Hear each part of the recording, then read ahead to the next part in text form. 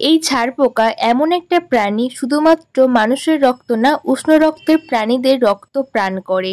বাড়িতে হলে শুধু যে বিছানাতে হয় তা না, আসবাবপত্র, আলমারি, সোফা সমস্ত জায়গায় এই ছারপোকা দেখা যায়। যতই আমরা পরিষ্কার পরিচ্ছন্ন করে রাখি না কেন, একবার হলে কিন্তু আনাচে কানাচে এই ছারপোকাগুলো দেখা যায়। অনেক সময় অনেক হোটেলের বিছানাতেও কিন্তু ছারপোকা থাকে। রাতে যখন মানুষ ঘুমিয়ে পড়ে, এরা সেই সময় বেরিয়ে মানুষের রক্ত প্রাণ করে। বিষাক্তভাবে কিন্তু কামড় দেয়, যেটা একদমই জ্বালা পোড়া যন্ত্রণা, সহ্য করা যায় না, একদম দাগ হয়ে যায়।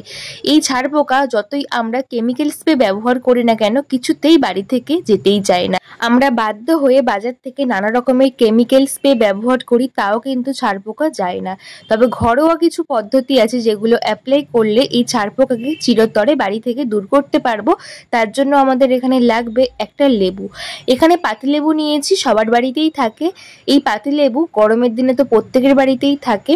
এখানে একটা ছোট্ট পাতিলেবু নিয়েছি, তার রস কিন্তু ভীষণ। আমি এখানে অর্ধেক লেবুর রসটা ব্যবহার করব। তো তোমাদের বাড়িতেও যদি অতিরিক্ত ছারপোকার উপদ্রব বেড়ে গেছে, সহ্য করতে পারছো না, পুরো ভিডিওটা দেখতে থাকো। শুধুমাত্র যে এই জিনিসটা বানালে ছারপোকা বাড়ি থেকে যাবে তা কিন্তু না।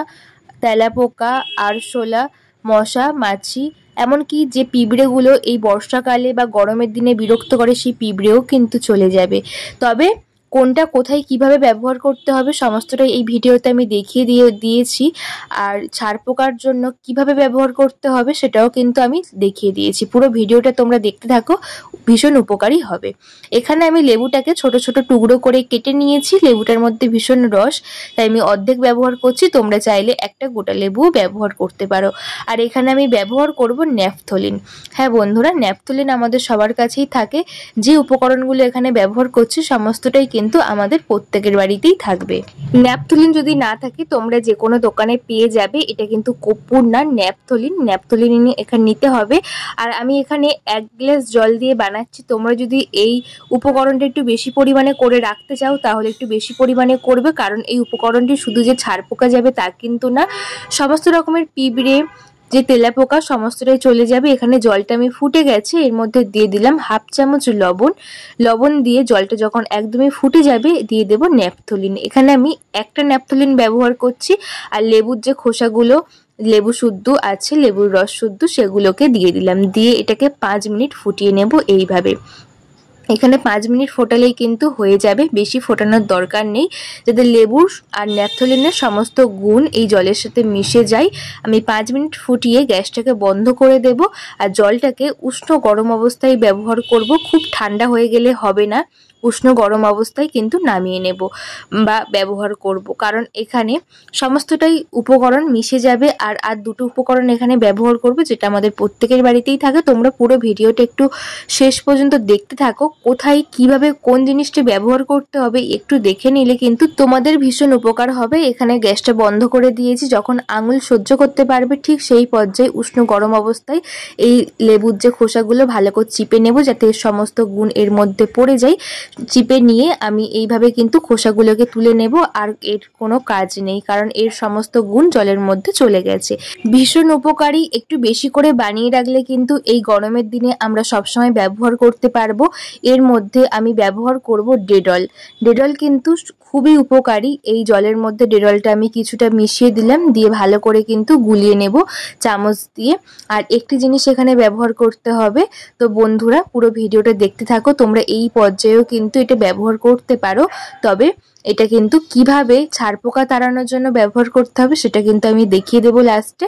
এখানে আমি কিছুটা পরিমাণ সার্ফ ব্যবহার করে দিলাম, জামা কাপড় কাচার সার্ফ বা ডিটারজেন্ট পাউডার দিয়ে। বেশি কিন্তু নাড়ানোর দরকার নেই, তাহলে ফেনা হয়ে গেলে ব্যবহার করতে অসুবিধা হবে। একটা ছাঁকনির সাহায্যে আমি ছেঁকে নিচ্ছি। যে সমস্ত জিনিস নিয়েছি সেগুলো আমার কোনো কাজেই ব্যবহার করা হয় না। আর এইভাবে ছেঁকে নিয়েও কিন্তু অনেক সময় মেঝেতে এত পরিমাণে পিঁপড়ে, আরশোলার উপদ্রব হয়, তোমরা একটু স্প্রে করে তারপরে কাপড় দিয়ে মুছে নিলেও কিন্তু ভালো কাজে আসবে। এখানে আমি একটা বোতলের মধ্যে ঢেলে নিচ্ছি। এই বোতলের মধ্যে ঢেলে নিয়েছি। বোতলের মুখটা কিন্তু একটুখানি ফুটো ফুটো করে নিয়েছি, কারণ স্প্রের বোতল না থাকলে তোমরা এইভাবেও ব্যবহার করতে পারো। একটা বোতলের মধ্যে ঢেলে নিয়ে তোমরা এইভাবেও কিন্তু যেখানে পিঁপড়ের উপদ্রব হবে ঘর বাড়িতে সেখানে ব্যবহার করবে, দেখবে পিঁপড়ে সমস্তটাই চলে যাবে আর একটাও থাকবে না। আর চলো দেখে নিই কীভাবে আমরা ছারপোকা হলে ব্যবহার করব। আমাদের বিছানায় যে তোষক, গদি বা ম্যাট্রেস থাকে সেটাকে সবার প্রথমে নিয়ে রোদে ফেলতে হবে। কড়া রোদ যখন হবে সেই রোদের মধ্যে ফেলতে হবে, কারণ এর ভিতরে লুকিয়ে থাকে রাতের বেলা ঘুমানোর পরেই কিন্তু বেরিয়ে আমাদের গায়ে কামড় দিয়ে রক্ত খায়।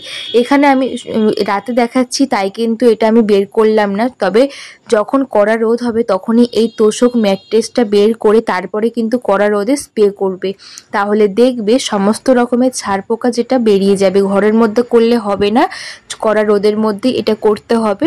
তোমরা একবার বা দুবার করে দেখো, দেখবে একটাও ছারপোকা, তোষক, গদি ঘরের মধ্যে থাকবে না। তোমরা অবশ্যই একবার করে দেখো। এই যে পাওয়ারফুল একটা রেমেডি আমি তৈরি করেছি, এর গন্ধেই কিন্তু সমস্তটাই পালিয়ে যাবে। তোমরা এটা কড়া রোদের মধ্যে করবে, ঘরের মধ্যে একদমই করবে না। যখন কড়া রোদ হবে সেখানে খোলামেলা জায়গায় রেখে এই স্প্রেটা করে কড়া রোদে ফেলে রাখবে এই তোষক, গদি বা ম্যাট্রেসটা। বন্ধুরা, কেমন লাগলো আজকের এই ছোট্ট আইডিয়া একটা কমেন্ট করে অবশ্যই আমাকে জানিও। ভালো লাগলে প্রতিবারের মতো লাইক, কমেন্ট, শেয়ার করে আমার পাশে থেকো। আর বন্ধুদের কাছে প্রচুর পরিমাণে শেয়ার করে দিও, যাতে প্রত্যেকটা বন্ধুর ভীষণ কাজে আসে। এই স্প্রেটা তোমরা বেশি করে বানিয়েও কিন্তু ব্যবহার করতে পারো।